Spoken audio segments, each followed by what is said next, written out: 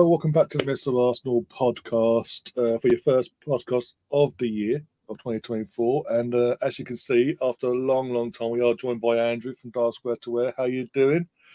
I'm all right, thanks, mate. I've forgotten what this is all like, to be honest. I was trying to work it out. I think it must be about a year or so since our last podcasted, or close on. I think it might have been Give or take, right at the beginning of last...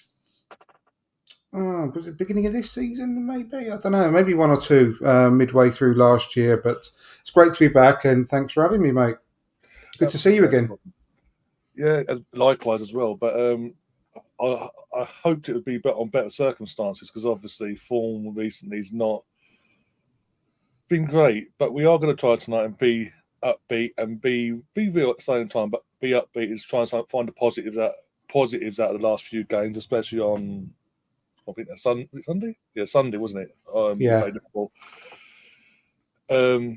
We are good. As I say, we will be real, but we'll try and find the positives along the way and have a chat about the Onana situation as well in terms of the Everton, not the Man United one. That would be all day Man United. Jesus Christ. But yeah. First off, how have you found the season so far compared to last season?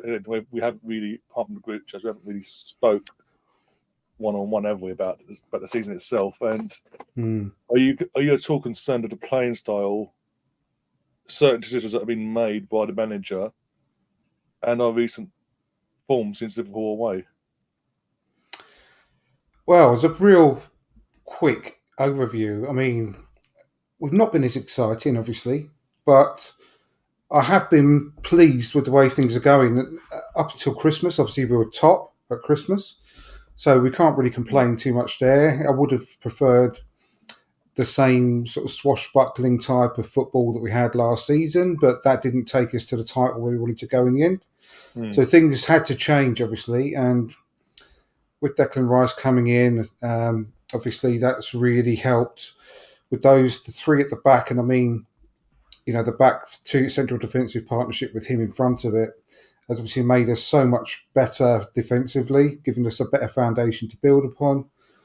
But I just think that, yeah, like I said, I was happy up until Christmas, but things could be better regarding the attack.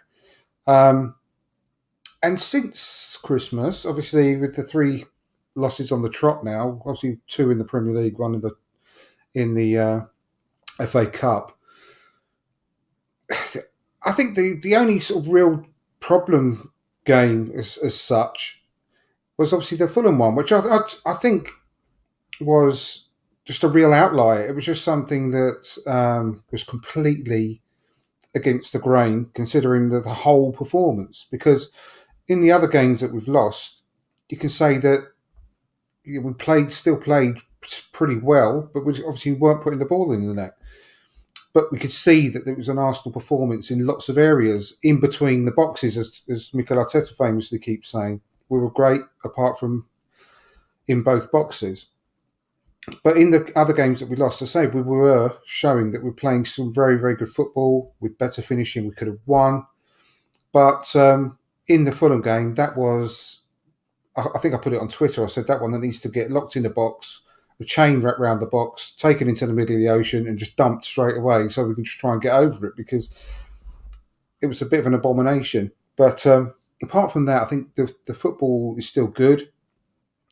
I think we're suffering from very bad luck in the respect that all of our front players, the front 3 in particular, are suffering from lack of form and maybe a bit of confidence all at the same time, which is extremely, extremely unlucky, because normally you get away with one being out of form and the other 2 maybe covering that a little bit. But obviously they're not doing that, and that gives me a little bit of comfort, because that's not going to go on forever. It's just the law of averages says that that's not going to go on forever, and they will start hitting form again. And when they do, it will be a very good attacking performance like we saw at the beginning of last season again. But yeah, that's a sort of very quick summary of where we are. I mean, what's your thoughts? Well, Yeah, in terms of your last statement there about the front three, it is extremely rare for any club to go, especially a team that's competing for titles nowadays, like we have been for last season and we technically are now. We're only 5 points off. We are sort of getting carried away with the defeat because of the defeats and being back, but we are only 5 points off of Liverpool who are top. We played them in a few weeks' time. They're not going to have Salah. They're not going to have Trent, but we've now found out today. So apparently, he overextended his knee or something on Sunday. Yeah, that couldn't have happened last weekend, could it? I Oh no, mean, it could have it's the done. weekend before.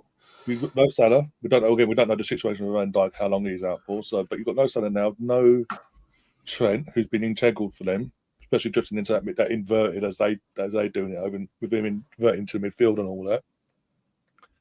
So again, we've got another bite of the cherry. We can't beat Liverpool next one. I mean, Jesus.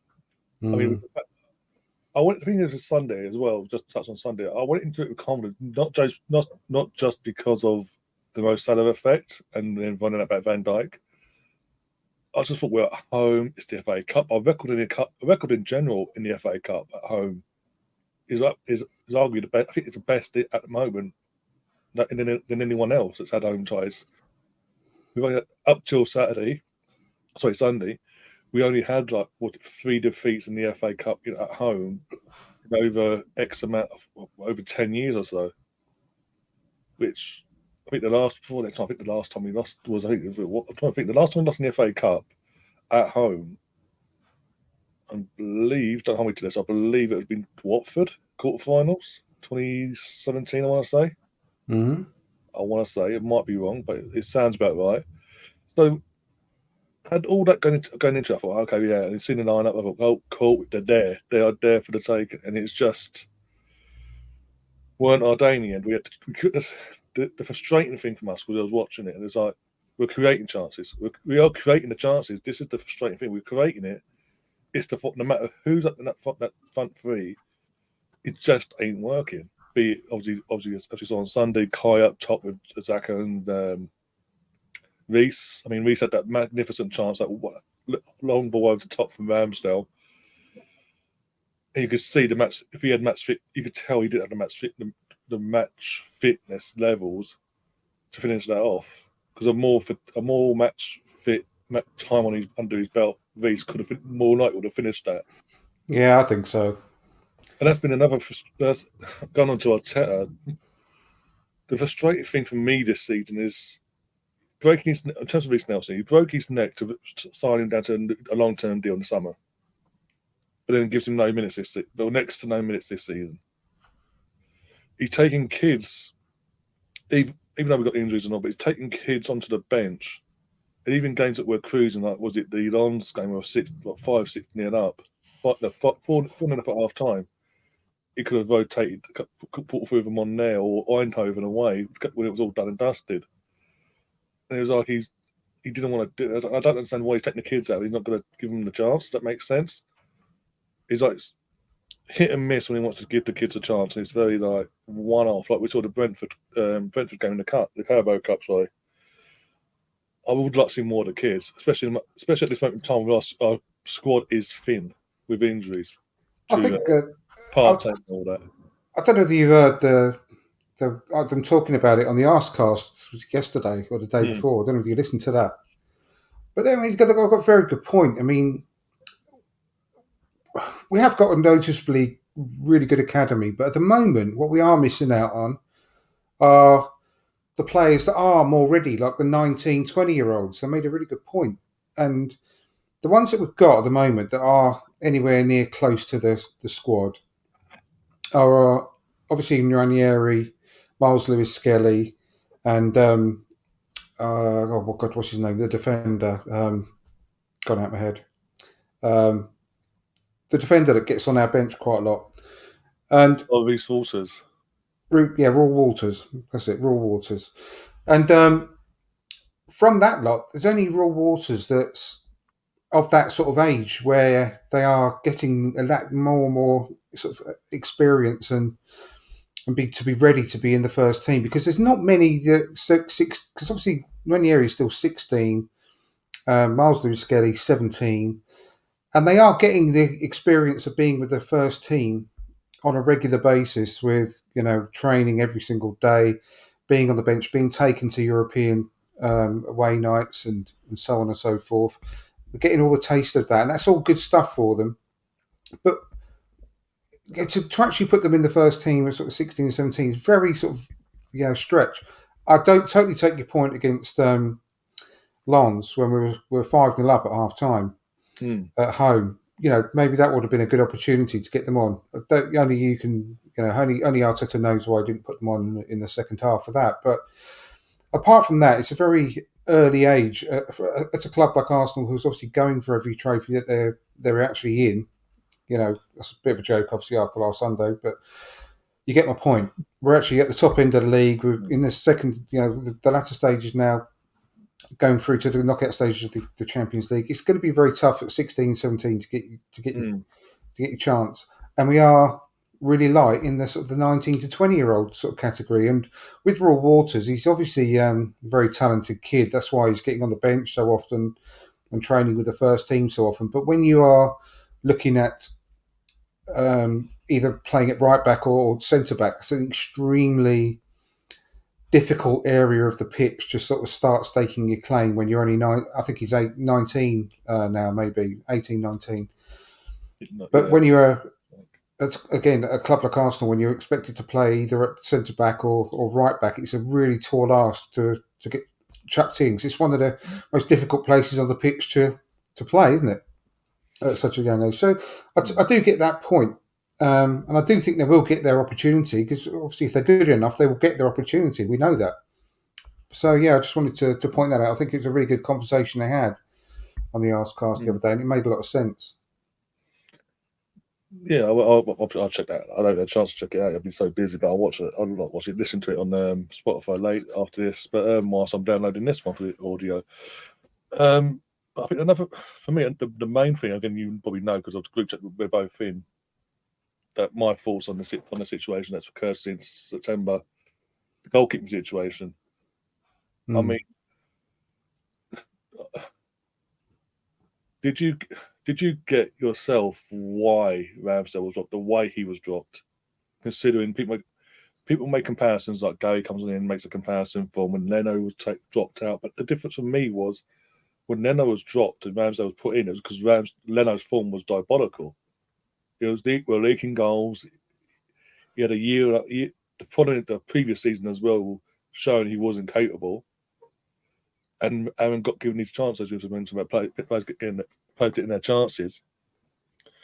But this time round, it was Aaron. For me, on the pitch, Aaron hadn't done anything wrong this season at the start of the season.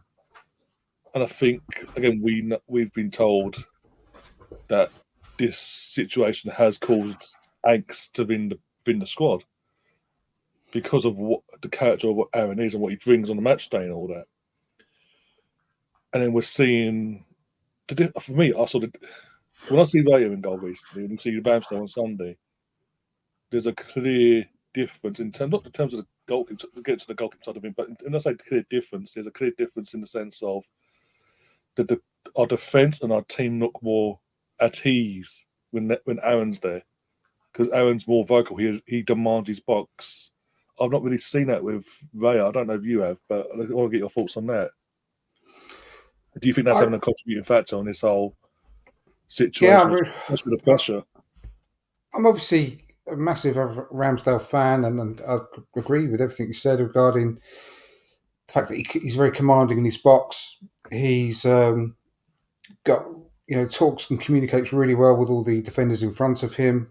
All the fans love him. All the opposition fans hate him, and I think that brings out the best in him when we're away, for example. And it was extremely, extremely harsh when he was dropped. I can see why he wanted to get Raya in. I think it's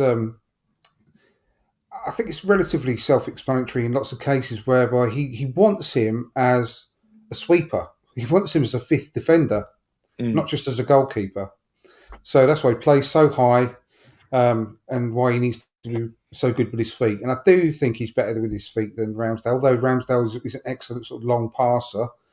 I think when the push comes to shove and they're doing the rondos around the back, Raya is sort of more calm in those sort of circumstances than Ramsdale is. But taking all that into account, I don't think that the slight small percentage difference that brings is enough to do what's been done, because I don't think the difference is so big or so vast that it was worth it in the long run. I genuinely don't believe that, and I know we needed another goalkeeper anyway, because Matt Turner rather wanted to go. There was an offer for him.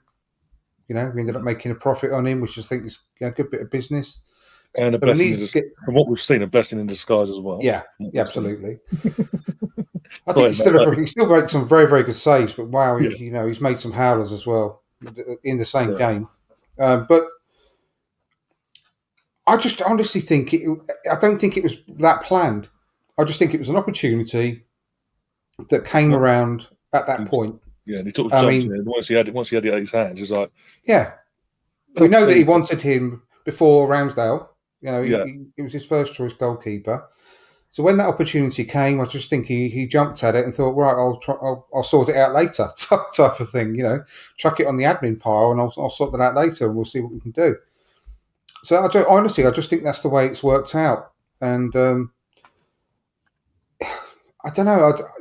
Everyone. I'd say I can't speak for everyone. Sorry, I think the vast majority of fans will probably be thinking that Ramsdale would be wanting to leave.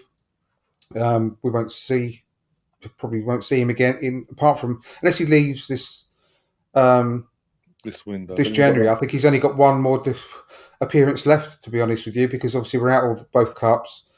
Yeah. And it'll be the Brentford game where he can't play, so that's probably the only one we'll see him again in an Arsenal shirt once more, unless he leaves in this January transfer window. But it's a real shame the way things have worked out. I'll be really disappointed if he goes, but obviously he'll go with everyone's best wishes, won't he? I mean, I'll be gutted regarding that. I'll be gutted because again, as you know, I wasn't like, oh yeah, fantastic. When he first came, I was like, for a second choice, because it looked like he could be a second choice at the time.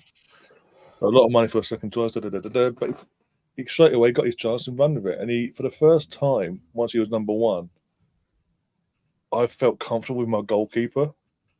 It's been a long time since we've had a number one goalkeeper. I felt comfortable when I see him on the team sheet.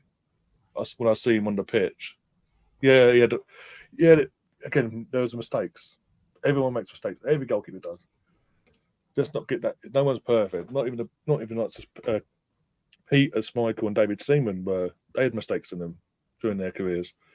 But he was the first time. I was like, okay, cool. It felt like as well that Mikel had learnt from the Leno Martinez situation, not from his mistake. And it just seems like he's repeating it again now with this whole situation, and it could backfire again in the long run, because we know he's going to sign Reyes permanently at some point, if not this month, in the summer, because that's the deal in place, basically. But I do think we have to give credit where it's due. I do think the last 2 or 3 games on the trot, to be honest with you, I think Reyes looks a lot more comfortable. He's worked his way in and looks a lot more assured than he was before. We were first to, and rightly so, say when people have done things wrong and when they look shaky, and he was looking really shaky game after game for a little while, wasn't he? But I think he's got gradually better and better, and I think in the last 2 or 3 games he's actually looked quite good. And I do think he does take crosses well. I noticed a comment just a moment ago saying that he can't read the ball in the air. I don't actually agree with that. I think he actually does generally claim the ball quite well. Yeah, I think that comment comes from a few times where he's been caught out, either leading to a goal or he almost punched it. Yeah, I don't think that's a major problem for him, though. I think his stats are pretty good when he's claiming crosses, to be honest. But I'm not saying I'm like heading up the Raya fan club here, but I just think on occasions when they're making mistakes, everyone jumps on them and I don't want to have, because it does seem he's going to be our long-term number one. Yeah, we have to be realistic.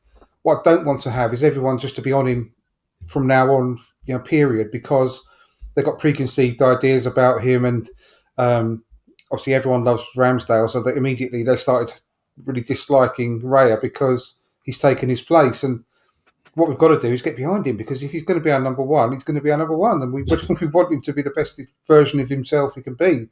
So we'll have to get behind him, and I hope people do, and I hope they don't just carry this over and just hate him until the day they kick him out the club. So if we're going to be stuck with him, we need to support him. Do you know what I mean? Yeah, I get you. I just want to put that out there. Look, I know it's disappointing. It could be a contributing factor to why we're league. Well, we're not. It just something just doesn't look right. We went from the family unit that was built up till last summer with Arteta, and now suddenly it's all been like. For that reason, I don't know. Yeah, but it sort of is what it is. But if it does happen in the summer, and Aaron does go in the summer, for example, I'll be disappointed. But we have to move on from it. We go. Definitely, and what you just said as well is another massive reason why we need to get behind the guy, because if it is affecting the play, even just a small, tiny percentage, we need to stop. We need to stop singing Ramsdale's name when he's in goal, for example, because I think that's silly. It's just something that we should be doing, because even if it does just affect him just slightly, then we need to just back the guy and give him as much confidence as possible from the terraces. So yeah, that's really important thing to do. I mean, there's other players like I'd be just as gutted, if not more gutted, if they go as well. Like Smith-Rowe, I'd like to speak about him, because obviously I go on about it all the time, and especially on the WhatsApp and Twitter and everything. But I do find that really strange that he's getting so little minutes. And when he has come on, even if it's just the last 10, 15 minutes of some games, he's looked really bright and lively, and he's actually changed the game in a very short period of time just by the runs he makes and the positivity he gives off on the pitch. And bringing him on for 3 minutes to go, that's my one big bugbear with Mikel, because I don't know, it's just like it's almost a bit degrading to be brought on with 3 minutes to go and expect to go and make a massive change. And I would be the first person in the world to be absolutely gutted if he was to be sold. I would be. I won't be far behind you, trust me on that one. Because I genuinely believe, and no one can tell me different, I honestly think he will make a big difference if he got a run in the side, especially at the moment, because he did most of his best work on the left side of a front three. Yeah. And I genuinely think that I love Martinelli as well. I'm a big fan of him, and I'll always will be. But he's had a big dip in form, and he has shown in the past that when he's been left out, just rested for 2 or 3 games even, and come on late in games, it can really benefit him in a positive way, and start really upping his levels again. Even doing something like that and giving Smith-Rowe a run, in place of Martinelli, because he can do a brilliant job, devastating job, as we all of us have seen that with our own eyes. I just wish he would get more of an opportunity. I really do, and especially at the moment, because when you're in a rut, and you're not scoring goals, you cannot just keep doing the same thing all the time and expect people just to play themselves back into form, because sometimes it works and sometimes it doesn't. So you need to shake things up from time to time. We need to do the same with Saka, but the problem is we've got very little options in Saka's place. Perhaps we could play. Well, we had an option there. We did have an option at the start of the season, but we told his contract was sent to Turkey. In Nicolas Pepe, we had an option there. Yeah, we did. My thing was when the deadline day came along and all that, and it still weren't confirmed what was going on there. Is if we're not going to bring no one in to replace Pepe to back up Saka, keep Pepe for 6 months and reassess things now. Yeah, exactly. I would have been for that, but no. Yeah, I've said before on podcasts going back a long time, haven't I? So he's a sort of player that got me off my seat quite often in a good way, with the way that he could play. Yes, he could be really frustrating at times, quite a lot. But Mm. he could also do devastating things as well, and had a lot of input, didn't he, with regards to goals and assists? So that's a good point. But you've got to switch things up from time to time. I'd also like to see. It's never going to happen, by the way. But I'd also like to see Martinelli moved into the centre forward position, and have Smith-Rowe, Martinelli, and Saka. I think that would really work as well, because we've got Crystal Palace coming up. I know it's at home and it's an London derby, but try doing things like that. 2 of the 3 you just mentioned, try them in that game. Yeah, Start them off, give them 45 minutes, reassess things. If it's still going well, keep it going for another 15, and push on from there. exactly. You just need a reshuffle sometimes to get yourself out of a bit of a dip in when your form's in a bit of a funk situation, and got to do something. You can't always expect people just to play through it and get back into form just by continuously playing them. And the whole, just on my point of view, for the Smith-Rowe thing, I understand he had a bit of a brief, it was brief, by the way, a brief setback in his return for start of the season a couple of months back. But it was so brief, it was unbelievable. He was back in within, 4 weeks of the setback. But it's just, again, he's back. This time, because even as a mini setback, it's like our check's gone, okay, back to square one again. And he's just like 2 minutes here, 4 minutes there. I know, he started the game before that, didn't he? And he did really well. Because we know, again, we as a fan base, we've seen Smith-Rowe starting before last season, when he had that breakout season the season before. And he was off. I think it was a joint drop goal scorer and all that. He was so influential in our season that year.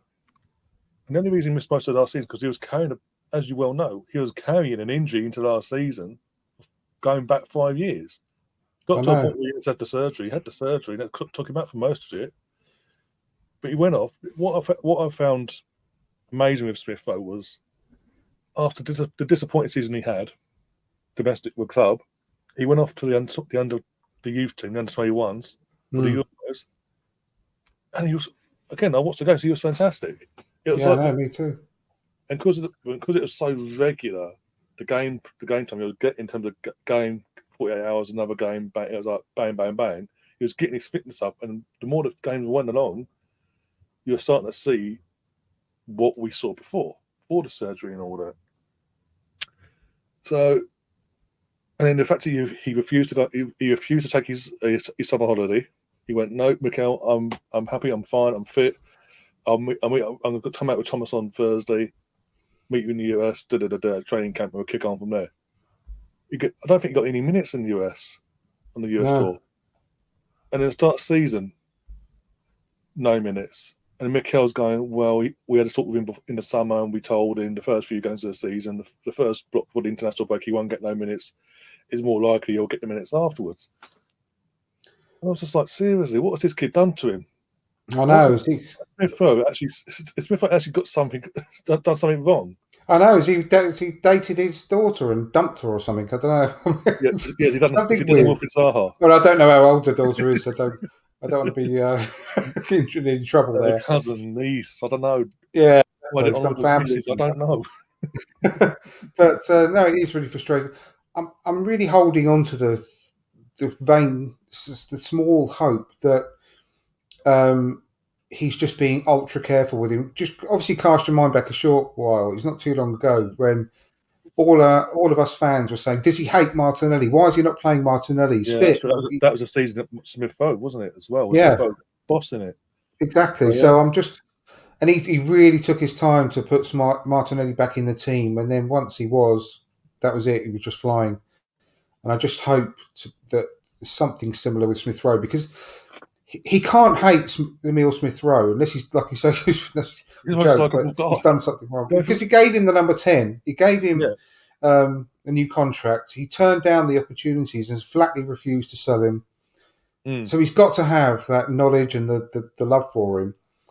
And I just genuinely hope that, and I said this last season, actually, I'm sure I did. I said on the run up to Christmas, I said that Smith-Rowe could be our secret weapon in the new year.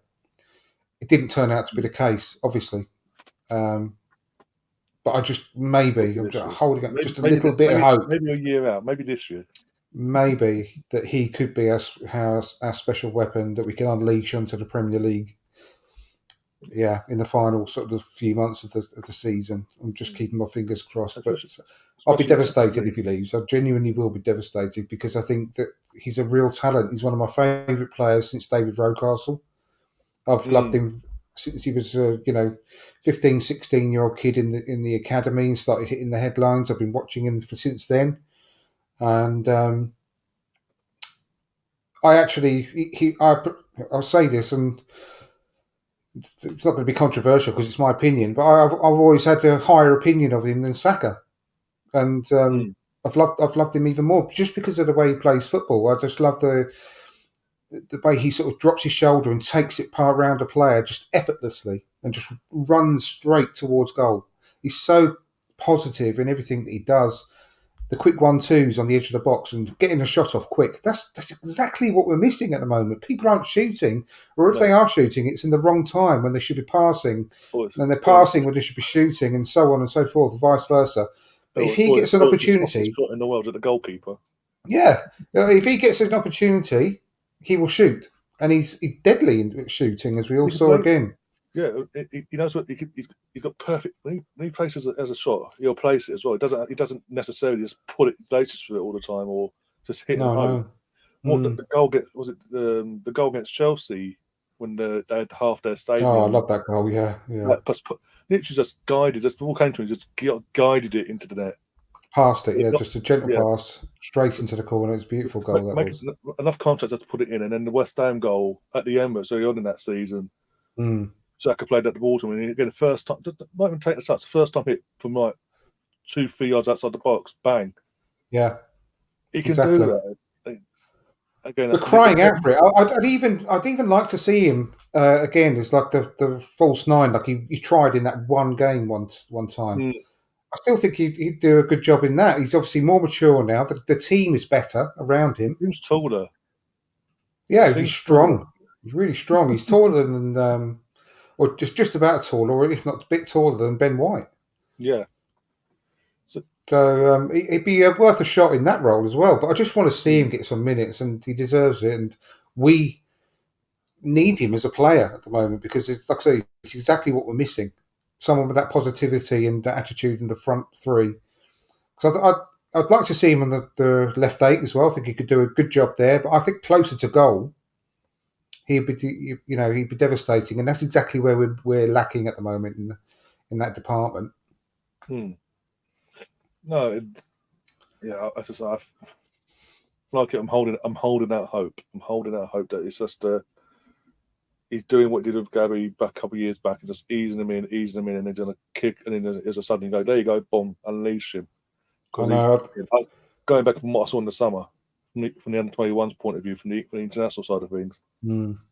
All the lads were fantastic, but he was phenomenal. But for a lad that had no minutes under his belt going into that international tournament for the under-21s, you wouldn't have known it. Let's put it that way. And I think it could be so influential for us, not just for this season, even going forward. And one thing I hate about these transfer windows at the moment, especially since obviously he's had the surgery in the summer, was the media just jumping it and go, well, Aston Villa are back in for him, or Chelsea are looking at him and things like that. Go away, leave me alone. Honestly, it does my head in because no matter whatever podcast you listen to or anything, it's always what can Arsenal do in the transfer window where we can sell these players. We can sell Ramsdale, Eddie, ESR, and Reiss Nelson. They're always the 4 names that get bandied out all the time. It's really annoying because it's just assumed that he's not getting any minutes, so we should sell him. He's no use to the team anymore. The one other thing I hear, the team have outgrown him now. We've become better, so he's not at the level. Absolute rubbish. I'm sorry, but I'll never accept that in a million years.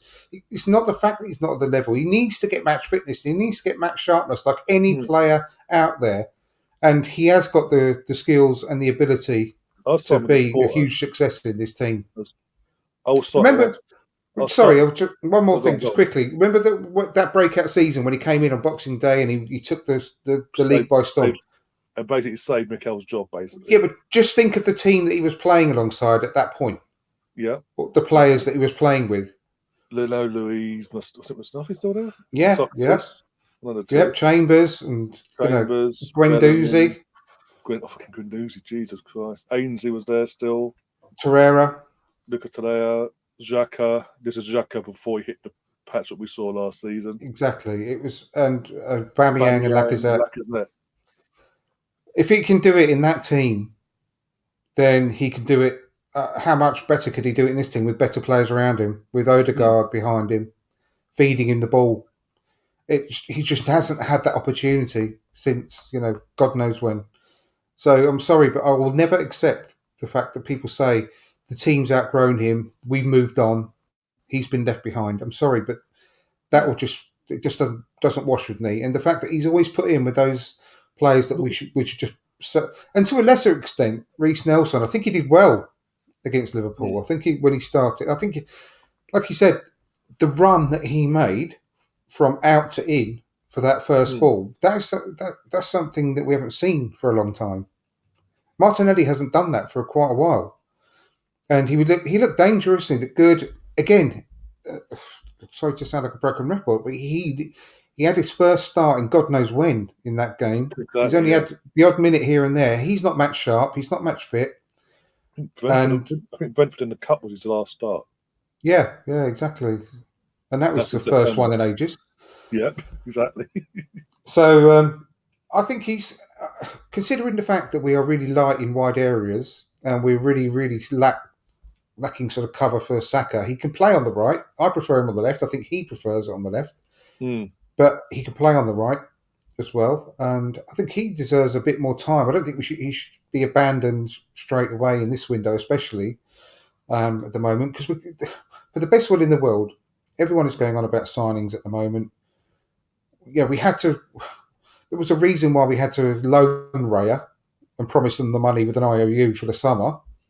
I just don't see where we're going to get the money from to buy big players in the January window. I hope I'm wrong. I hope these... Which this will be installments. Is it exactly in installments or with this the rumours about El Nano, but it's got to be a loan with an obligation to buy in the summer sort of thing. There have to be things like that, loans. Again, if you're Everton desperately trying to stay in the Premier League, I know they need the money, obviously, for obvious reasons, but why would they agree to like a loan for one of their best players? But if there's an obligation to buy, they get money from the end of the season. You've got a guaranteed set fee now. It's nowhere near the money that they would get for staying in the Premier League, though.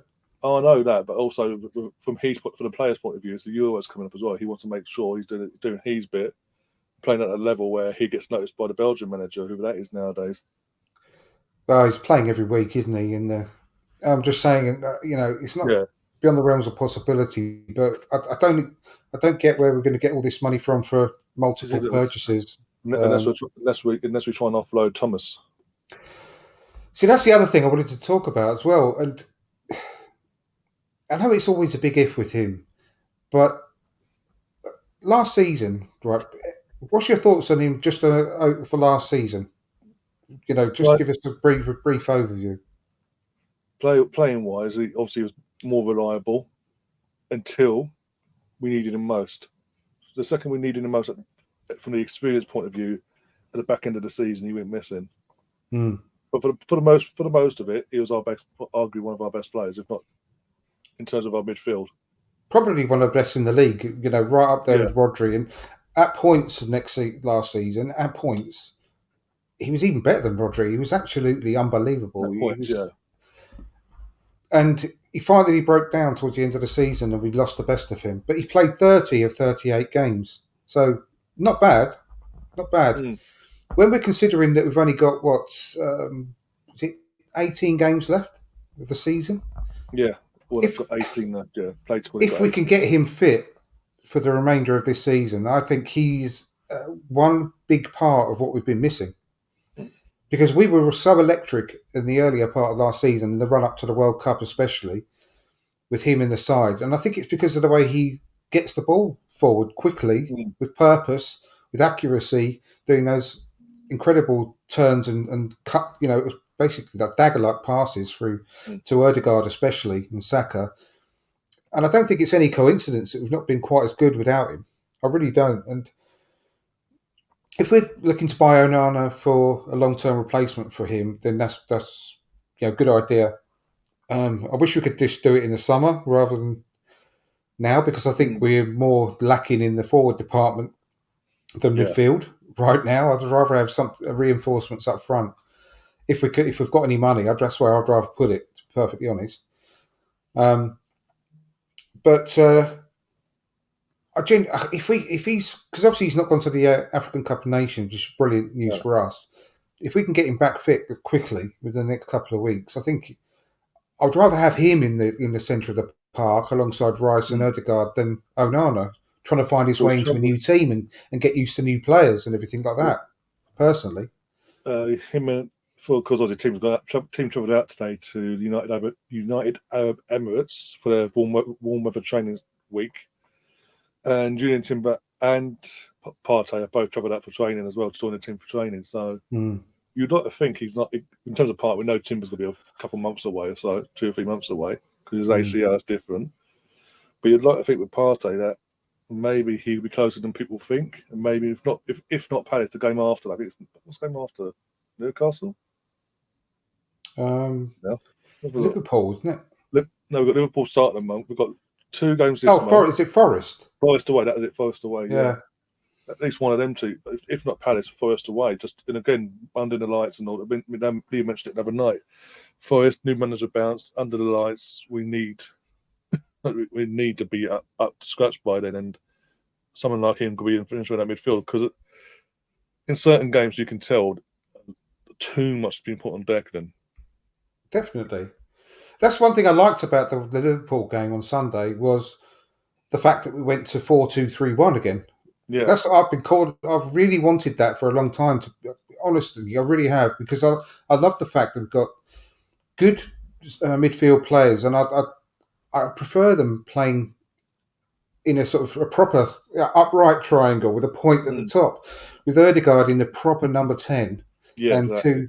two players in front of the back 4, and it worked to the strengths of Kivior, who's still a bit shaky in my opinion. Honestly, I do like him in parts, but I'm a little bit unsure about him at the moment. But at least he was better. He just played a proper left back role against Liverpool. He looked a lot more comfortable there, working to his strengths. But to have the 2 players, I mean, honestly, it's the best midfield, I think, in Europe, apart from maybe Real Madrid.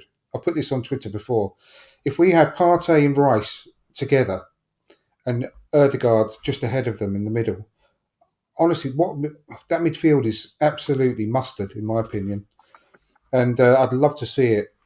And even if we only had, if we were careful with Partey and maybe played him for the first 60 minutes in each game, whatever, just to make sure he stays fit for the remainder of the season, what a difference it would make, honestly. And Havertz wouldn't have to miss out. He could play up front, or he can come on as a real effective sub, as we've seen in the past. He came on, was it Brentford? He came on the last 15 minutes and scored the winner. So he could do it from the bench as well. Or, like I say, he was pretty, again, wasteful with some chances up front. But I thought his movement and the general play was actually fairly good against Liverpool. Just, again, same as everyone else, missing the final shot into the goal. But I'd love to see that. And I'm not against the Onana signing at all. I think it'd be a good buy for the long term. He's only 22 years old, really big, strong, powerful. But I'd rather keep Partey in the side than him in the running if he's fit, because there's no transitional period for him.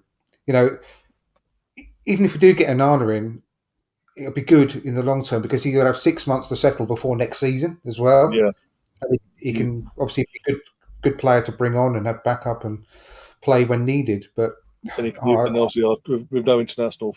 Oh, it's yours, isn't it? This year, sorry. With pre-season as well, we could use use that pre-season after he's had 6 months. Use that pre-season to get him the starting minutes. Basically, get him used to starting basically alongside Declan and exactly. Martin. exactly. But Yeah, I'm happy to long get rid of term. Partey in the summer and get some money Yeah, for him because he's only got 1 year left. But yeah, I really don't want to. I'm one of the only ones, it seems, that really doesn't want to get rid of him in this window because we've all seen what he can do. He's just such a good player, and to it's get the last months out of him when it's really, really critical in this running, I think he could be a real big difference for us. And we've hardly seen him play with Declan Rice yet. When we did at the mm, beginning of this season, it was from right back, which obviously yeah, wasn't ideal, I don't think. But I could see where he was going with that because obviously Zinchenko's injured and blah blah blah, and we lost Timber. But so he inverted from the right back instead of the left back. It made a bit of sense. mm, But to have them two together, Partey on the right of the midfield, Rice on the left of the midfield, feeding the balls to Odegaard and so on, I just pretty mouth watering to me. And I can't think, like I said, I can't think of a better midfield in Europe apart from one maybe, and that's it. I mm, just think it yeah. makes more sense. Whatever you've, I know he's been playing in the Premier League for a long time now, Onana. Well, 18 months or so, I think, isn't it, or something like So that. like, he came in a year after we got Sambi. Yeah, and it still doesn't mean though that he's going to adapt to us straight away. You know, No, he's it'll take a bit of time for him to settle in and get used to his teammates and what Mikel Arteta demands of players. I think like Declan Rice has um, adapted incredibly well. I think that's just because he's one of especially these. Yeah, especially with the price tag put over his neck. oh yeah, 100%, Like, 100%. But we've heard a lot of players when they've come into the side saying it takes quite a while to get to understand what Mikel Arteta wants of you on the pitch. mm, Declan Rice himself said it's like learning the game all over again when he first yeah, joined. So the fact that he's adapted so well is a real credit to him. But that's not going to happen to every player. no, And they're going to be when a player comes in like Onana, going to be used to the Premier League, very good footballer, but he's going to have to learn a new role. Even though he's still playing in midfield, he's got to learn how to play in an Arteta midfield, which is completely different to anything else. So it's going to take him time to adapt, to get used to his teammates, etc., etc. So I think getting rid of Partey this window would be a mistake, and I think mm. he's got it in him to survive the last remaining whatever I think it's 18 games or 17 games left of the season. Plus Champions League, As long as potential we, Champions League as well. Does have yeah, a few yeah, games and left. Onana would be a great signing in that respect, well, because he's not cup tied or anything like that. So we're not bringing No, him for another Champions League club, so he'd be a good addition to the Champions League squad as well. And he could remove some of the burden on Partey because like I say, we don't. Last thing we want to do is for him to break down again. So brilliant, that, yeah. maybe we could bring him on with half an hour to go and so on, and he can get used to the side that way. Also, it also takes doing that would take the pressure off Jorginho playing every game as well, and the rotation there until Partey's back. And Hmm. once you got Partey back and Jorginho, you then got the options of rotating them in the Premier League and having the options of the three in the Champions League as well. Yeah, Assuming we knock out Porter because we can't obviously we like to think we would knock him out over two legs, especially the second they got home. hmm. Especially the way we're playing, I think the Champions League, the way we play in the Champions League, it seems it's more set up for our playing style in terms of we look Champions League. We look like we did last season in the Hmm. Premier. Because More, the we teams can be don't play more the same way, do expansive. they? Yeah, yeah. We can be This more is it's expansive and perfect for just us. go for it. Even That's against why I big. put a bet on at the beginning of the season for us to win it. Well, did you? I didn't know that. I Yeah, genuinely didn't know that. What yeah. the odds? I think was it. I was going on about it What was from midway through last season. I said I've got a feeling that when we knew that we are going to be qualified, I was putting it on Twitter then saying, "Would it be funny?" Because obviously it Wembley, isn't it? Pep hadn't won the Champions League with Man City up Right. until that point. Yeah. So I said, "Wouldn't it be funny if Arteta goes into it in his debut season and wins it?" And I've just had this overwhelming feeling that we're going to do really well in it this season. So as soon as I could, I put a bet on for us to win it. Not a massive bet. I'm not a big No. better at all, but I only put like a tenner on it or something for Yeah. 14-1 Ooh. because I was really confident because, like I said, this is the other thing. With this season, obviously we have been found out a lot more because other teams have tactics too, like we said before. Shockingly, guys, shockingly. I know other teams do have scouts, funnily enough, so they are going to work it out. We're not some kind of miracle where people can't see us. So they are going to, and every team, bar one or two, have sat back against this season. The only teams that haven't have been spanked. Yeah. And they've genuinely been thrashed. And that was earlier in the season when we weren't so profligate in front of goal. But teams that, even like Villa, we should have won that game. They didn't sit, but they pushed up against us and we ripped them apart. We literally thrashed them in that game, but lost. It was unbelievable. We did take a chance, but it took wrongly taken off us. But okay. Yeah, exactly. But we should have won that game comfortably. We should have beaten West Ham comfortably. It's just a matter of wrong. As you said earlier, collective of players, not just one individual. Collectives are setting the form at the wrong time. It's in the key area that we need them to be in form. Yeah, exactly. Plus, you've had injuries and all that. And I don't know how long's left on Fabio's recovery and all that.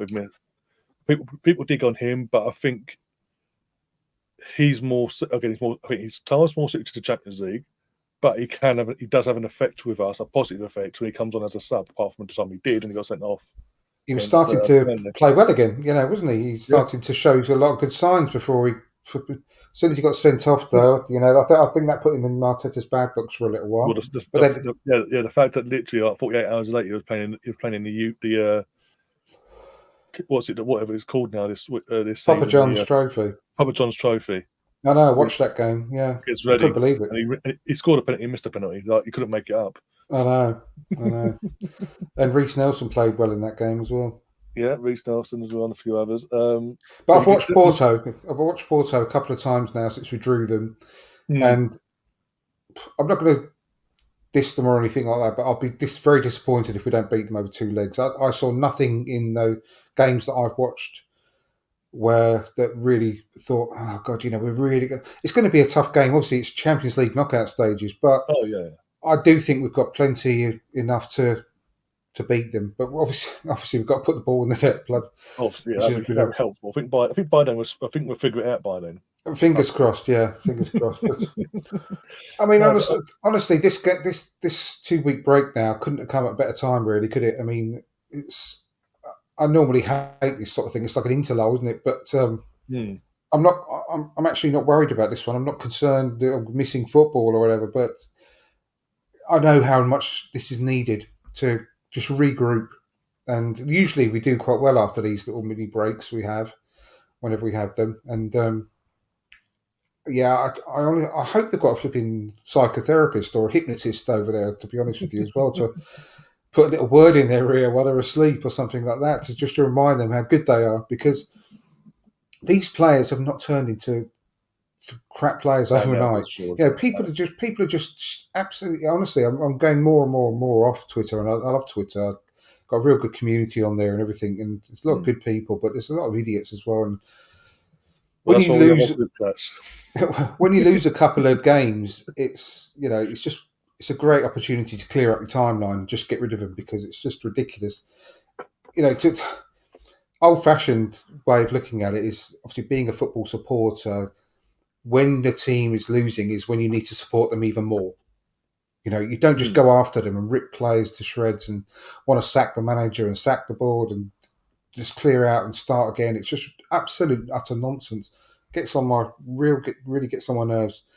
But yeah, I just think that at this particular time on Twitter, when you hear people just ripping into individuals and so on, it's just, you've got to understand that you cannot unsee what your eyes have seen. You've got to be a bit more clever about it. Last season, we were playing some of the most breathtaking football in the early stages in the lead up to the World Cup that I've seen as an Arsenal fan. And I've been an Arsenal fan for many, many years now, as you know. And it was one of the best teams I've ever watched. Genuinely. It gave us that the early 2000s vibes of the venue. Yeah, absolutely it did. And it almost was even more exciting in some ways because the team was so young, and there was like academy players in there, and lighting up the league, and it was the youngest team in the league, and we were playing like that. Yeah, exactly. And that just doesn't disappear overnight. You've got to understand that there is a reason for this, just a dip in form. That's what it is, and we're missing players. There was a big emphasis on Timber coming in. We all saw how great he was in pre-season in the Charity Shield. He was just unreal. Losing him was a bigger blow than we could ever imagine, because that's put a knock-on effect to Mikel Arteta's pre-season plans of what he thought this season was going to turn out to be, and what he could have done to make it easier for the midfielders and in turn the forwards to play because of the way he's going to play. Losing him, you lose that straight away. And, losing Partey the way that we did again earlier on in the season this time. And like I said a few minutes ago, I think he's a massive miss. I think he's a bigger miss than people are giving him credit for. They've just forgotten about him. They've forgotten how good he was last season when he was in form, and the way that he helped our attack and helped build our attack. So when he's back, when eventually, if Timber gets back this season, it's going to be such a big boost. But I think these 2 weeks are going to be a real refresher for the team. They can get back to basics in warm weather training, and just sort of hopefully just reignite that fuse inside them and remember when they were good and what made them that way, and get back to playing in that sort of groove. So yeah, I'm not going to miss it as much as normal these 2 weeks, because I know that there's a lot of good to come out of it. Well, we've still got, as neutrals, we've still got the Carabao Cup tonight and tomorrow, first legs, and probably I think it's next week or the week after. You've got FA Cup, we've got Tottenham guaranteed not to win a trophy now this season. Then I've got City in the draw. That's fantastic. No, I'm not writing them off on that. I'm not saying anything, because for some reason those idiots are their bogey side, aren't they? So anything could happen. Yeah, but they're still, by the time that game comes about, they're still missing the bulk of their squad still from AFCON or Asia Cup and all that, depending on how far they go, respectively. Yeah. I just hope. I just can't get on board with them. Nah. The worst thing is, if they did manage to pull that one off, the Gremlins will come out and go, "Oh, we're going to do it this year. We've beaten holders now." Like, go away. You're Spurs it up. You're Spurs it up still somehow, because you're Spurs. Because you are Spurs. There's a reason. There's a reason why they haven't won it since '91. I'm trying to think now. '91. Yeah. Two. I'm 34. 91. I'm 30. No, the 91, because they won it in all the years ending in 1 for a little while, didn't they? For a while, and that stopped. Yeah, so exactly. What was it? 2021. There was like, oh well, that thing you just mentioned there. Every year, it's guaranteed it's a year and then 1. Yeah, that works out. Spurs up. How can they Spurs up their own stat? Jesus. I know. And people say we're bad in terms of how things ended last year. For me, in terms of last year, again, I've said it over and over again. I think the experience of Man City came to the surface, and we just had a wobble at the worst time possible, and we didn't have the recovery time to cover back, basically. But Cole Palmer just missed an open goal, by the way. Sounds about right for Chelsea and all that. Yeah, that's still 0-0, is it? Yeah. Haven't they got Boa? It wasn't an open goal, but it was a very easy chance. Effectively, it was a one-on-one. Basically, it was a one-on-one with the goalkeeper who put it wide. Oh bloody hell! Whatever floats your boat, Brownie, in terms of how much you want to put on Chelsea, but I wouldn't do that, Virgin.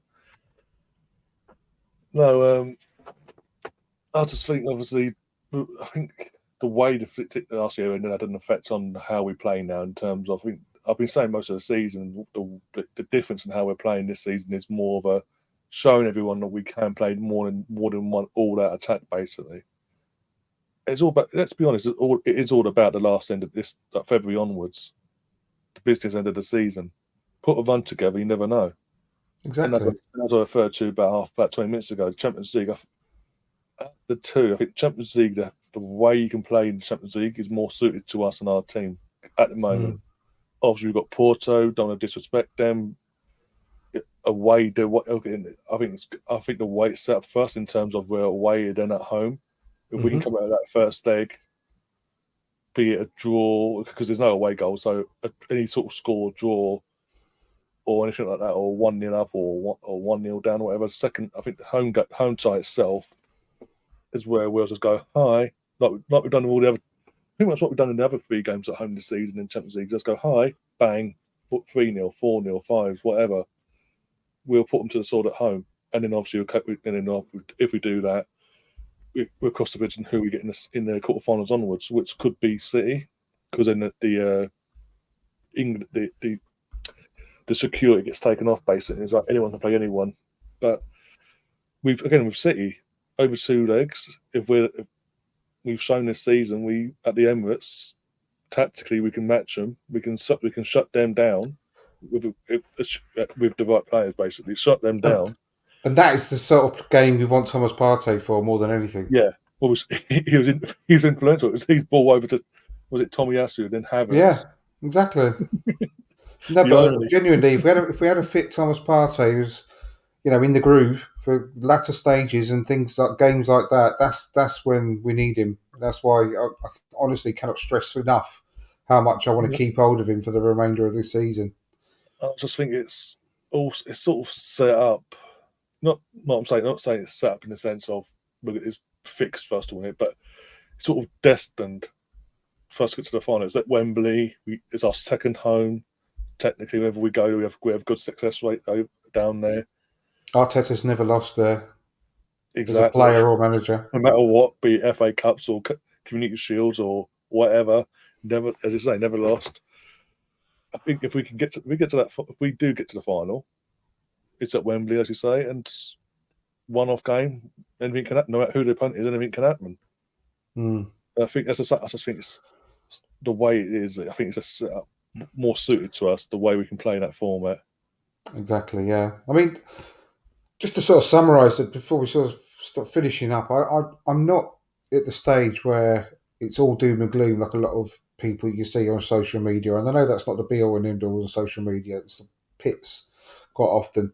Oh yeah, but at the end of the day, we're having a blip. Lots of teams have had a blip. Man City have had their blip. Yeah, Man City have. Liverpool, in terms of result-wise, it went through a blip of Chelsea on a constant blip. Tottenham went through a blip. United, constant blip like Chelsea. So we've all been. Newcastle as well. Exactly, yeah. And the games that we've lost, apart from one, which I said was that aberration against Fulham, I think we've not deserved to lose any of them. In fact, we've deserved to win all of them, really, apart from the Fulham one. On chances, the way that we played, the way that we dominated the game, with the amount of chances we created in all of them. So I don't think there's as much to worry about as some would think. It's very concerning regarding the goal scoring, of course.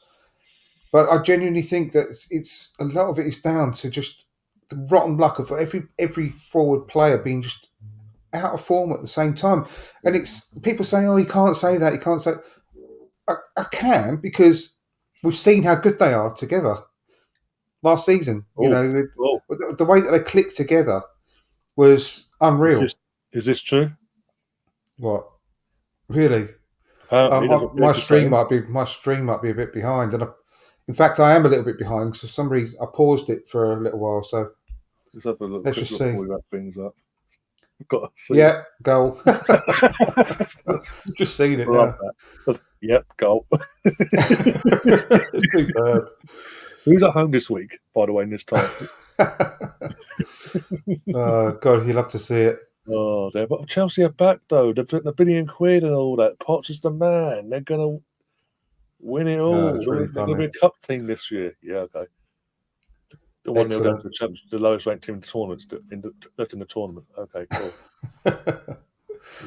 Nice. But yeah, so we can put it down to just a bad luck of what I've said in form, because of the way that we know that they can play. Then we know, again, you've seen it with your own eyes, the way that they can combine and just put teams to the sword like we did last season. It cannot go on forever. This this patch of poor form. It can't. It No. never does, really. They'll always come back, even if they come back one at a time. We just need one person to create a Just spark, hit. and it lifts those all around them as well, doesn't it? So I'm not Yeah. quite as doom and gloom as everyone else. I have still got a lot of hope. I will never stop supporting the team that I love, obviously, and I just hope one big message is, like I said earlier in the show, just get behind the team. Even every single player that pulls on that shirt, especially Raya at the moment, don't be down on him because of Ramsdale. We all love Ramsdale. We've said it all before, but at the moment, everyone needs the support, and I'm sure we'll come through this patch, and we win against Crystal Palace, Nottingham Forest, and we can go into that Liverpool game full of confidence once more. And we know that we can beat Liverpool. We played really well against them on Sunday. Obviously, until the fourth or fifth minute of added time at the end of the game, they were only beating us by an own goal. Yeah. And really unlucky own goal. I don't blame. Honestly, I don't know what your thoughts were on that. Just quickly. Yeah, go on. But I can't believe the absolute ribbing that Ramsdale was getting for that goal. Yeah, personally, that's for me. That's the Raya lovers that want to justify why Ramsdale's being dropped. Basically, that's what as far as I can see it. Because again, I didn't even though I watched it here on the channel and all that. I watched it with Liam and all that. I'm like, I didn't have none of us, me, Gary, or Liam, none of us dug up Ramsdale. None of us blamed Ramsdale. If he stayed on his line, he would have got ridiculed for that.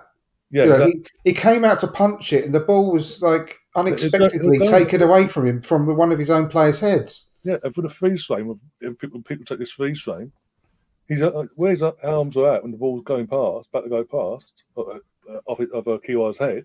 It's in under his fist. Like he would have just punched it out. I know. It's really strange. Anyway, and you could tell. You look back at it now, you can tell that Kiwi gets a voice. He is something. He jolts his head, and that makes it go the way it goes in the end. It's sort of a clean header where it should have gone. Because where he adjusts himself, he skims off, and then I put it down to bad luck, that goal, and a world-class cross from a world-class player. Sometimes you just have to. There's not always because some people just have to have someone to blame and go for all the time. Sometimes you just have to say, "Wow, that was an unbelievable ball into the box," and Kiwior got really unlucky because he was off balance, like from being bumped into. He had to go for it again, otherwise he would have been lambasted by loads of players. So why didn't he go for that? Why did he try to? He tried to head the ball slightly off balance. You can see he's leaning backwards, that's what like at a funny angle. But he got his head to the ball and it went in. 9 times out of 10, that would hit go over the crossbar or be cleared. But sometimes you just have to say, well, it's just one of those things. It was just a great ball into the box. We tried to defend it, didn't defend well enough. Bit of bad luck and the ball went in. And I don't think it was Ramsdale's fault. And I don't think it was Kiwior's fault, really. He's doing his best he could in that situation. Sometimes you just have to say, well, be upset. But these things happen. This is football. So, but and they only got the second goal because we were obviously desperately trying to. Yeah, exactly. So we know we can beat Liverpool, and if we can win the next 2 games, go into the Liverpool game in really good form and back with our full load of confidence, then we could be virtually top of the league again at that point. So I'm not getting too despondent just yet. No, of course not. Obviously, the weekend back, first weekend back, it's Man City, Newcastle. So there's going to be points dropped there, hopefully, from Man City's point of view. We do our bit of assuming we do our job against Palace at home, what we normally do. We're going on them, and then we play Liverpool 2 weeks later, don't we? So, the week later, because it's midweek, the second game. If we can, I'm going to say it now. If we take 3 points in the league game against Liverpool, and it then pushes us on a massive win run, I'll take that. It pushes us towards the title. I'm taking that now. with all due respect, and again, people know I love the FA Cup, but over the FA Cup right now. Yeah, Just get us 100%. Yeah. Same We've here. We've waited 20 years for this, so come on. It'll be so fitting And as well. again, I love the FA Cup, just as much as anyone. I really do. Yeah. Genuinely, it's great competition. And I wanted to be in it, but the fact that we've gone out of it now, it gives us this 2-week break. And obviously, Liverpool have got 2 games, haven't they, back to back in the semi-final of this tournament. They're not going to have the break. They're not going to have a break. No. So it may work out to be good this season, as long as we can capitalise and start winning football matches again when we get back, which I'm sure we will. And Elise is one that I would love to get to be the one fighting for the place with Saka. Yeah, he's such a good player to watch, isn't he? He's young, hungry as well.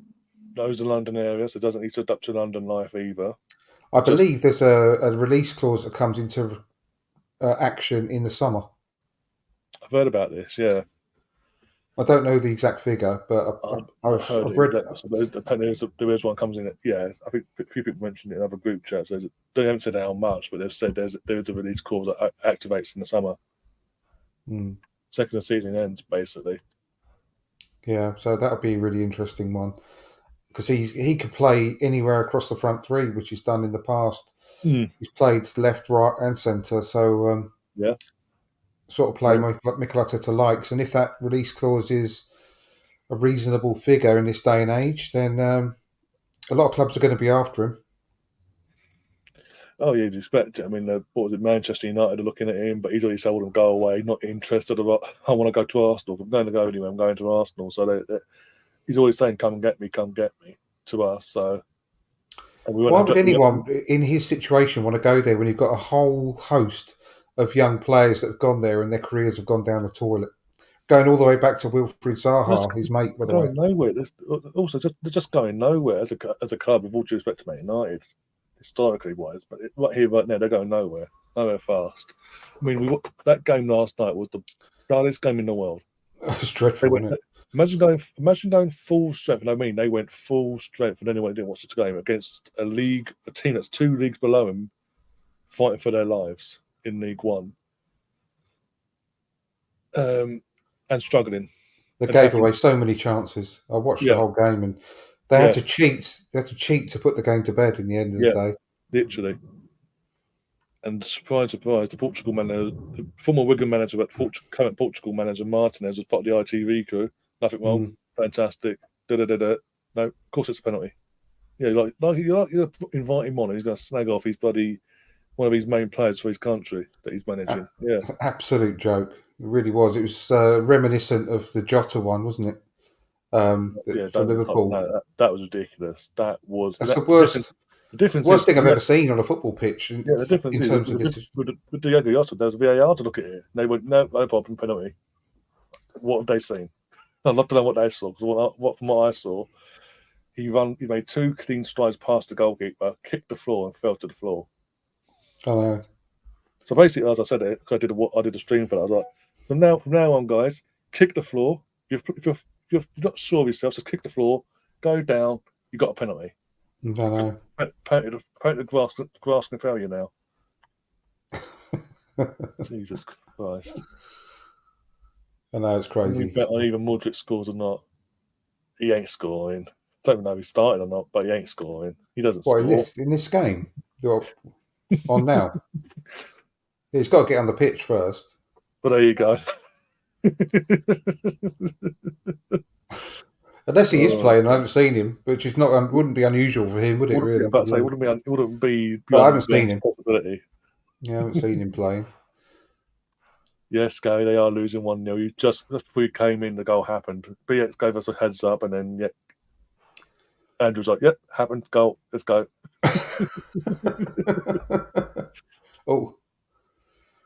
Oh dear. All right. But yeah, you know what? We've been going for an hour and 15 now. We're going to wrap things up. It's been good to be back. Yeah, I've enjoyed that. I've enjoyed it as well, one-on-one as well. The chat have been going back and forward. Mohammed from over on your channel, I don't know if you saw, he was in the chat as well a few times. I think you panicked that you didn't see his message and all that as well. But Oh, sorry, Mohammed. I tried to reassure him. You did see it. It's in the chat. He's got his chat on and all I that. haven't got my glasses on, so I'm Yes. really struggling to read most of it, to be honest. Basically saying hi and all that, and what Nice one, Mohammed. hoping to catch up with you sometime. He said, basically. Yeah. So Mo, if you're still there, I've relayed it back to him now. It's all cool. Thank you, Mo. Don't get panic. It's like, calm down. No, genuinely, I'm struggling to read. What I can Yeah. just. They're just heisting in the chat now. He's got points in this channel now. Seems, a lot of changes since you've been on. We've recently introduced coins now to the channel, so it gives them something to use and watch alongs. Okay. Was that where you can throw eggs at? I don't know. You can do things to the host and stuff like that. Basically, yeah. Once I get used to the system, I'll be able to put them things on and all that, like bombs and all that. And that's all that, it. Yeah. Bombs and eggs and little sound bites. We've all got that in. Getting that mindset already, but when Mr. Tom, who's a Leeds fan, he's literally got like a ridiculous amount now. So when I integrate all this bombing and all that, he's gonna be having a field day. He is. Right. In terms of the podcast side of things, I might have to turn it off because we are recording these podcasts for the audio, so it'll be a bit concerning when the listeners listen to this and they hear a random bomb. Oh my god! Go off. Sorry, Cole Palmer genuinely did miss an open goal there. Oh my god! It bounced out the goalkeeper's hands. He ended up right next to the goalkeeper with the open goal, his gaping goal, and he put it over the bar. Bloody hell! So he's having a bloody nightmare. This player that's supposed to be better than Saka is just bargain of the season and all that malarkey. Yeah. Yeah. Do you know? I can't remember what happened, but just quickly before we go, just a random thing. We're talking about the England under-21s winning the tournament last summer. Yeah. There was a couple of things, and I can't remember what it was now because my brain is so stupid nowadays. But there's a couple of parts from Cole Palmer's when he was playing for England in that tournament that really, really put me off him. And even though I can't remember exactly what it was, both me and my son were watching it at the same time, and we looked at each other at the time and thought, "Oh, what a snidey so-and-so," and he put us off him, and I've never forgiven him for it. But I can't even remember what it was now. but I still don't like him as a player because of that tournament. Oh my god, they've just missed another really easy chance again. Oh my! Was it Cole Palmer again? Hang on. Let me just quick. Here's Palmer again. Oh my god, what he's having an absolute mare. He could have had 3 goals in the time I've been having this conversation. Yeah, bargain of the season apparently. 40 million quid for Man City. I mean, there's a reason. For as good as he may look at times, there's a reason why Pep didn't want to keep hold of him. That's all I'm saying. if you are top quality, Pep keeps hold of it. Look at Phil Foden. That's all I'm saying. Or what was the other lad that bought through recently? Rico Lewis. Yeah, I know. Just putting it out there. That's all I'm saying. He's a stat padder. That's what I'm going to say. Cole Palmer's a stat padder against the minnow teams. You'll score 1 or 2 goals in the big games. Unless it's a penalty, he'll go missing.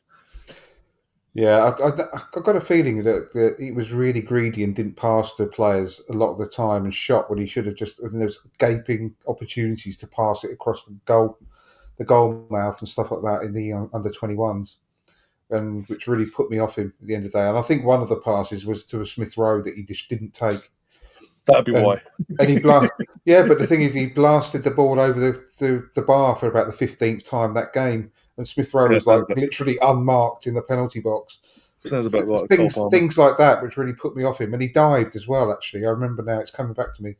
He did this theatrical dive, which was reminiscent of what Jota did not long ago, and I hate that. I mean, I've had people come back to me on Twitter and saying, "Well, so I was going on about Fernandes yesterday, and they said, well, if he was your team, you'd be saying he was a genius and all this sort of stuff." And I can genuinely say, hand on my heart, to anyone, if it was an Arsenal player, I still hate it because I hate diving and cheating in football.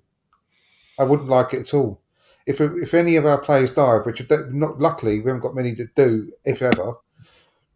Although people had accused Saka of it stupidly, which is like really does my head in because he's not a diver at all. Yeah. And people think he is.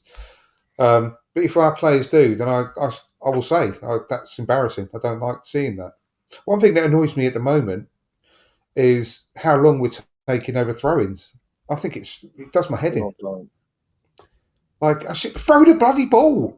Yeah. Like, what are you doing? Ooh, It's like it's 10 minutes into the game. We're taking 30 seconds over a throw-in. And I honestly hate it. I mean, but again, my son, Toby that watches it with me, he's the same shouting at the screen, throw the bloody ball. It's like, I think it's quite cringe and it's quite annoying how we're taking so long over throw-ins. But yeah, I'll happily say if one of our players died, that's not on. I don't like it, and I'll never support it.